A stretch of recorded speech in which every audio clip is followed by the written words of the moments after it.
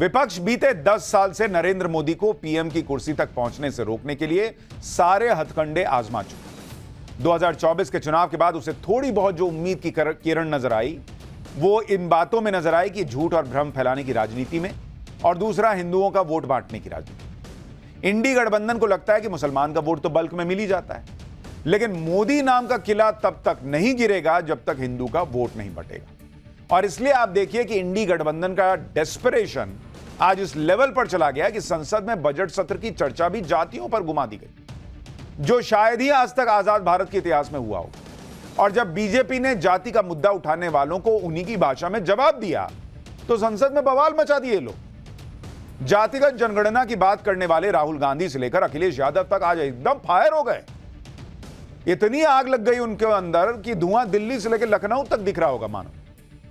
आज आपको संसद की सारी बातें विस्तार से बताऊंगा, एक एक तस्वीर दिखाऊंगा और कैसे पीएम मोदी ने इंडी गठबंधन के बजट वाले झूठ के धागे खोले ये भी दिखाऊंगा। लेकिन जाति वाले कार्ड पर आज संसद में क्या बवाल हुआ है पहले ये देखिए। भाई सबकी शुरुआत इंडी गठबंधन के नेताओं ने की थी, जब वो पिछले 2 दिन में बजट की पूरी चर्चा को जाति पर घुमा कर ले आए। कहां तो बजट पे बात करनी थी, लेकिन कहां ये लोग बात करने लगे कि बजट का हलवा जो अफसर तैयार करते हैं वो किस जाति के हैं, बजट का हलवा किस जाति के लोगों में बढ़ता है वगैरह वगैरह। चाहे राहुल गांधी हो या फिर अखिलेश यादव या इंडी गठबंधन का कोई और नेता, सारे उसी जाति वाली लाइन पर चल रहे हैं। जातिगत जनगणना तो हम करा के रहेंगे, कोई हमको नहीं रोक सकता।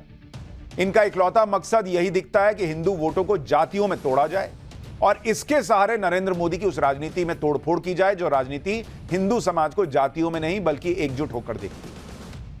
कल राहुल गांधी के बजट के हलवे में जाति ढूंढने से यह सब शुरू हुआ और आज संसद में बड़े बवाल में कैसे बदल गया, यह देखने से पहले देखिए कि कल क्या हुआ था और उसका आज वित्त मंत्री निर्मला सीतारमण ने क्या जवाब। इसके बाद आपको दिखाऊंगा कि जातिगत जनगणना की बात करने वाले आज खुद की जाति पर बात आई तो कैसे फट पड़े। मैं ये फोटो समझाना चाह रहा हूं सर, इसमें ये जो बजट का जो हलवा है सर ये बट रहा है और इस फोटो में सर मुझे एक ओबीसी अफसर नहीं दिख रहा, एक आदिवासी अफसर नहीं दिख रहा, एक दलित अफसर नहीं दिख रहा मुझे। ये हो क्या रहा है सर? सर देश का हलवा बट रहा है सर और इसमें 73% का एक है ही नहीं। सर ये आप लोग हलवा खा रहे हो और बाकी देश को हलवा मिल ही नहीं रहा है।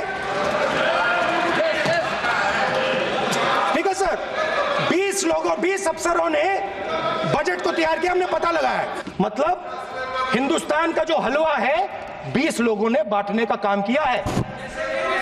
अब स्पीकर सर, उन 20 लोगों में से 90% लोगों में से 90% लोगों में से सिर्फ 2 हैं, एक माइनॉरिटी और एक ओबीसी। और इस फोटो में एक भी नहीं है, मतलब फोटो में आपने पीछे कर दिया। वो भी पीछे चल गया। फाइनेंस मिनिस्टर मुस्कुरा रही हैं। कमाल की बात है, ये हंसने की चीज नहीं है मैडम, ये हंसने की बात नहीं है, ये जाति जनगणना है, ये जाति जनगणना है, इससे देश बदल जाएगा। 2013-14 में मंत्री जी नीचे सेल्लार में जाकर के हलवा बंटवारा करने का शुरुआत 2013-14 में हुआ। मैं पूछ रही हूं तब बाय दैट टाइम, क्योंकि our leader of the opposition by that time was a full active leader, उससे पहले ऑर्डिनेंस फटा भी गया, वो इंडिपेंडेंस दिखाया विपक्ष के नेता। क्यों उस समय फाइनेंस मिनिस्टर तब की उनसे ये पूछा नहीं गया कि कितना एससी है भाई, आप नीचे जा रहे हो फोटो के लिए बोलो, नहीं तो वो हलवा में कैंसिल करूंगा, क्योंकि उस समय वो पावरफुल थे ना, रिमोट कंट्रोल था ना। वो हलवा क्यों कैंसिल नहीं किया, उनके हलवा कैंसिल नहीं किया, तब ये पूछा नहीं गया। भारत के हलवा बटाया जा रहा। सर ये आदत किसी का हो तो वो जमाना गया, मलाई खा करके इस देश को छोड़कर या पार्लियामेंट को छोड़कर लोग गए। राहुल गांधी की बातों को सुनकर इतना तो समझ में आ जाता है कि राजनीति हलवा नहीं, सबके बस की बात। लेकिन क्या कीजिएगा, नेता प्रतिपक्ष हैं, जो मन में आता है बोलते हैं। जो लोग बजट के हलवे में भी जाति देख रहे हैं उनकी राजनीति समझिए, उनकी सीधे सीधे समझ में यह आ रहा है कि वो जब जाति की ही राजनीति अब करना चाहते हैं और जब तक जाति में चीजें नहीं बटेंगी, हिंदू का वोट भी नहीं बट पाएगा और तब तक नरेंद्र मोदी को ये लोग नहीं हरा पाएंगे। लेकिन विडंबना देखिए कि अगर कोई गलती से भी इन लोगों की जाति पूछ ले या इनकी जाति का जिक्र भी कर दे, अरे बाप रे बाप, एकदम बवाल कि कैसे पूछ लिए तू। आज संसद में हुआ भाई, बीजेपी सांसद अनुराग ठाकुर ने बस इतना पूछ लिया कि जो लोग जाति जनगणना की बात करते हैं उनकी जाति क्या है। इस बात पर लोकसभा में इंडी गठबंधन के नेता भड़क गए। राहुल गांधी तो बोले कि गाली दे रहे हैं, अखिलेश यादव भयंकर गुस्से में आ गए। पहले देखिए अनुराग ठाकुर के बयान पर कैसे हंगामा मच गया, फिर आपको अखिलेश यादव का भी गुस्सा दिखाऊंगा।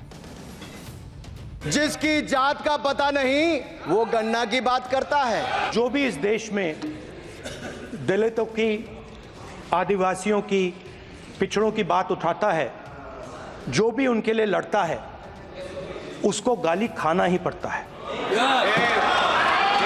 और मैं ये सब गालियां खुशी से खाऊंगा, क्योंकि महाभारत की बात हुई तो महाभारत में अर्जुन को सिर्फ मच्छी की आंख दिख रही थी, उसी प्रकार मुझे सिर्फ मच्छी की आंख दिख रही है। जाति जनगणना हम करा के दिखाएंगे, खत्म। आपको जितनी गाली देनी है आप दीजिए, हम खुशी से लेंगे। अनुराग ठाकुर जी ने मुझे इंसल्ट किया है, मगर मैं अनुराग ठाकुर जी से कोई माफी नहीं चाहता हूं, मुझे कोई माफी की जरूरत नहीं है।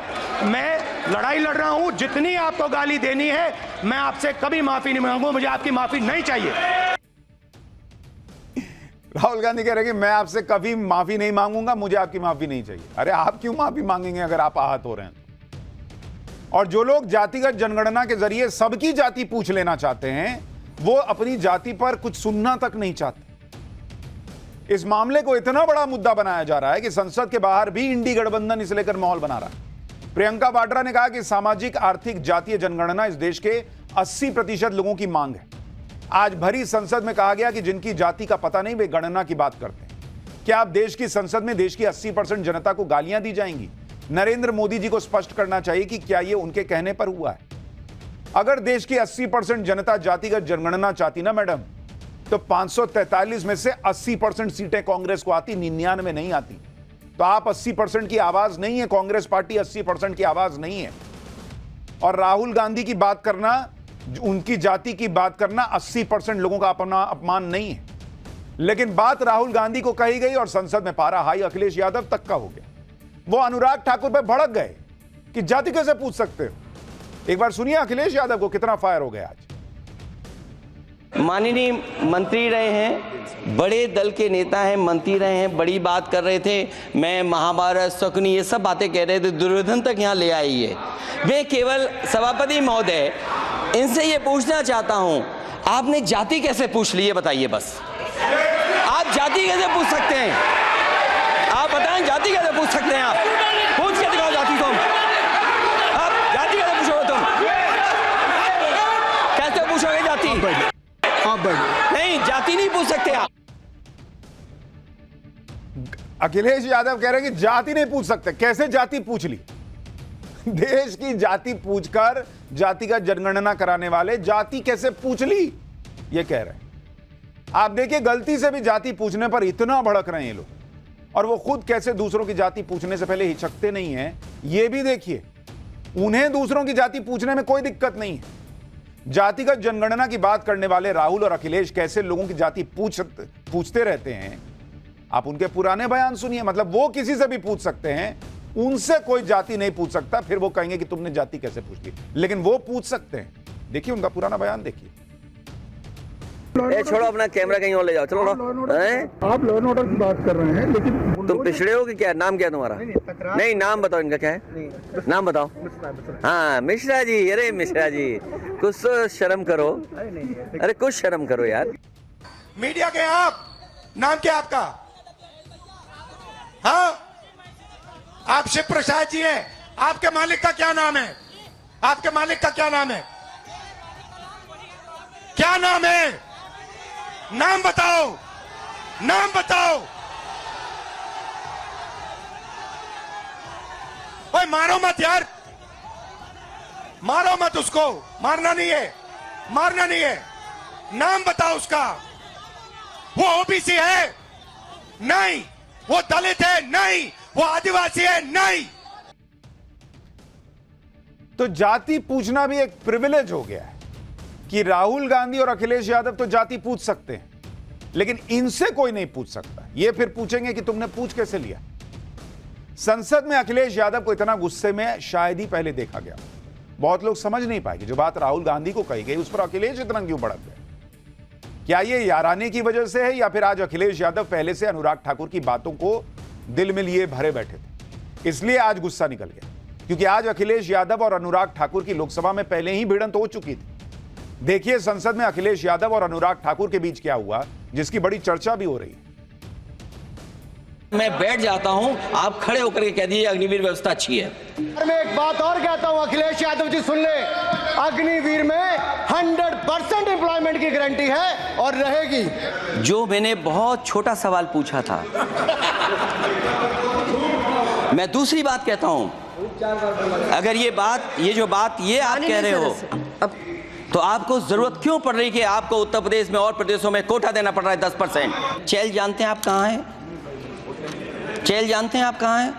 कभी गए हो उस मिलिट्री स्कूल में? मैं खुद मिलिट्री स्कूल का पढ़ा हूँ। और आप परमवीर चक्र की बात कर रहे हो तो हम भी तमाम नाम गिना सकते हैं कितने परमवीर चक्र उत्तर प्रदेश में। आपके सामने कहना चाहता हूँ, ये तो केवल मिलिट्री स्कूल गए हैं। मैं आज भी टेरिटोरियल आर्मी के 124 रेजिमेंट में कैप्टन के रैंक पे अपनी सेवाएं दे रहा हूँ। अखिलेश जी केवल ज्ञान मत बांटिए, राहुल गांधी जी के साथ बैठकर अब वाहे बुलाने का झूठ बोलने की आपको आदत पड़ गई। मैं क्या बात कहना चाहता हूँ, शायद मंत्री जी नहीं रहे इसलिए तकलीफ परेशानी ज्यादा है। आप अपनी जब भी चर्चा हम रखिए, सत्ता में आएंगे, साल 2 साल, ये चलने वाली सरकार नहीं है, गिरने वाली सरकार है, याद रखना आप। माननीय सदस्य। और देखिए, आप क्यों नहीं समझ रहे हो, साइकिल हमारा चुनाव चिन्ह है, साइकिल ही आपको सरकार चलवा रही है। जिस दिन साइकिल हट गई, आप कहां बैठे मिलोगे? तो ये टकराव पहले ही हो चुका था, लेकिन इस टकराव के बीच अखिलेश यादव ने कम से कम ये तो मान लिया कि साल 2 साल बाद जब उनकी सरकार आई, तो जो लोग अभी बजट सत्र में ही नरेंद्र मोदी की सरकार गिरवा रहे थे, अब वो साल 2 साल पर आ गए। करते करते धीरे धीरे 5 साल पे भी शायद आ जाएंगे। लेकिन संसद में ऐसा टकराव देखकर लग रहा था कि जैसे नेताओं ने लड़ाई को पर्सनल ले लिया है। बात यहां पर्सनल लड़ाई की नहीं है बॉस। इंडी गठबंधन के नेता देश में यह माहौल बनाना चाहते हैं कि देश में पिछड़ों, दलितों, आदिवासियों को कुछ नहीं मिल रहा।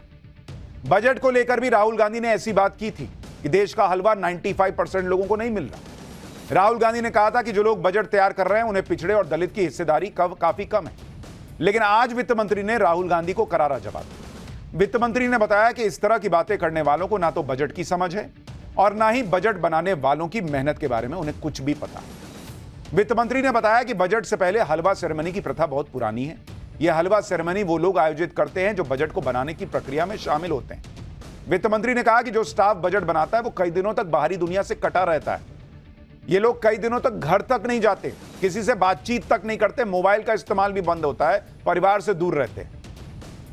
और ऐसा इसलिए किया जाता है ताकि बजट की गोपनीयता बनी रहे। जब बजट तैयार होता है तो जो खुद स्टाफ मिलकर हलवा बनाता है, और यह हलवा इसलिए बनाया जाता है क्योंकि इस देश में शुभ काम करने से पहले मुंह मीठा करने की प्रथा है। वित्त मंत्री ने बजट बनाने वाले 2 स्टाफों का जिक्र किया। बताया कि एक प्रिंटिंग प्रेस के डिप्टी मैनेजर थे जो बजट बनाने की प्रक्रिया में शामिल थे। इस दौरान उन्हें उनके पिता के निधन की खबर मिली, लेकिन वो अपना काम छोड़कर नहीं गए। जब तक बजट बना नहीं तब तक वो बाहर नहीं आए। इसी तरह एक और स्टाफ है, उनके बेटे का निधन हो गया, लेकिन वो भी बजट का काम बीच में छोड़कर नहीं गए। बॉस, लोग इस मेहनत से बजट बनाते हैं और राहुल गांधी उसमें भी जाति ढूंढ रहे हैं। इस तरह के सेंटिमेंट जुड़े हैं बजट बनाने वाले लोगों के अपने काम से, और आप उसकी जाति पूछ रहे हो। ऐसे लोग जो अपने काम के प्रति इतने समर्पित हैं, उन्हें आप जाति के ब्लॉक्स में बांट देना चाहते हो ताकि नरेंद्र मोदी का वोट कट जाए। बस इतनी भर की आपकी दृष्टि है। आज संसद में सबसे ट्रेंडिंग शब्द हलवा ही रहा। राहुल गांधी कल हलवा हलवा कर रहे थे। आज बीजेपी ने पूछ लिया कि कांग्रेस की सरकार में जो भ्रष्टाचार का हलवा बट रहा था वो किसे मिला। सुनिए अनुराग ठाकुर को, फिर आपको बताऊंगा कि नरेंद्र मोदी ने आज कैसे बजट पर विपक्ष को बेनकाब किया। मैं पूछना चाहता हूं हलवा किसको मिला? मैं पूछता हूं हलवा किसको मिला? राहुल जी बताइए, हलवे की बात की थी, जीप घोटाले का हलवा किसने खाया? वो फोर्स घोटाले का हलवा किसने खाया? अंतरिक्ष देवास घोटाले का हलवा किसने खाया? नेशनल हेराल्ड के घोटाले का हलवा किसने खाया? सबमरीन घोटाले का हलवा किसने खाया? अगस्ता वेस्टलैंड घोटाले का हलवा किसने खाया? 2G स्कैम हलवा किसने खाया? कॉमनवेल्थ स्कीम का हलवा किसने खाया? कोयला घोटाले का हलवा किसने खाया? वाल्मीकि योजना घोटाले का हलवा किसने खाया? चारा घोटाले का हलवा किसने खाया?